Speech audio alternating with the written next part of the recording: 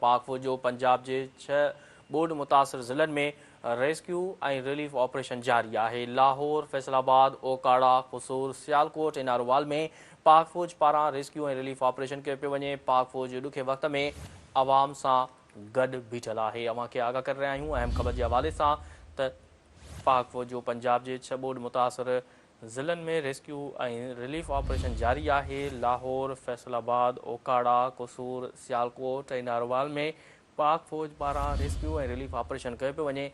पाक फ़ौज ॾुखे वक़्त में आवाम सां गॾु आहे।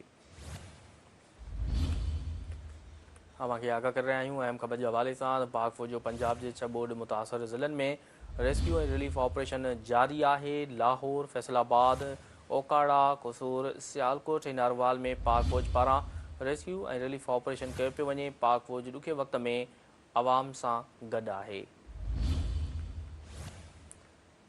अहम ख़बर खां वाक़िया आगाह कर रहे हैं तो पाक फ़ौज जो पंजाब के 6 बोर्ड मुतासिर ज़िलनि में रेस्क्यू ऐं रिलीफ ऑपरेशन जारी है। लाहौर, फैसलाबाद, ओकाड़ा, कसूर, सियालकोट ऐं नारोवाल में पाक फ़ौज पारां रेस्क्यू ऐं रिलीफ ऑपरेशन कयो पियो वञे।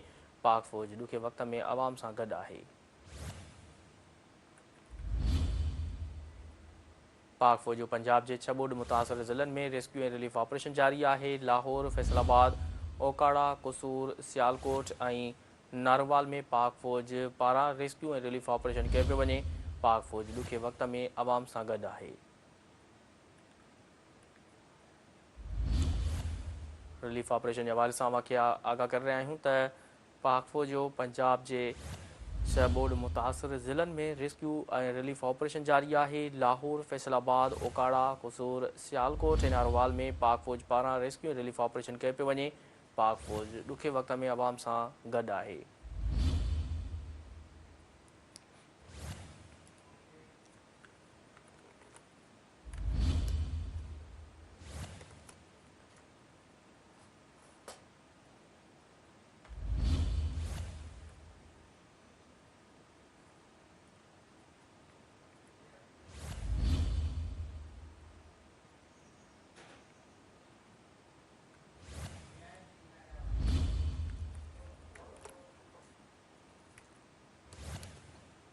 अहम ख़बर खां वाक़िया आगाह कर रहे हैं तो पाक फ़ौज जो पंजाब के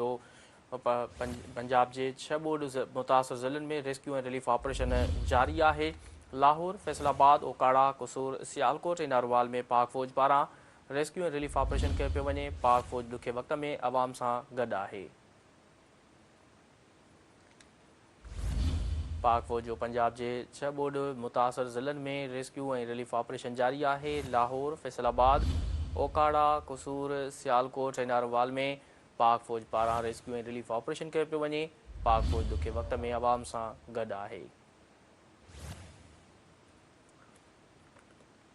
अव्हांखे आगाह कर रहिया आहियूं पाक फ़ौज जो पंजाब के 6 बोर्ड मुतासिर ज़िलनि में रेस्क्यू ऐं रिलीफ ऑपरेशन जारी है। लाहौर, फैसलाबाद, ओकाड़ा, कसूर, सियालकोट ऐं नारोवाल में पाक फ़ौज पारां रेस्क्यू ऐं रिलीफ ऑपरेशन कयो पियो वञे। पाक फ़ौज ॾुखे वक़्त में आवाम सां गॾु आहे।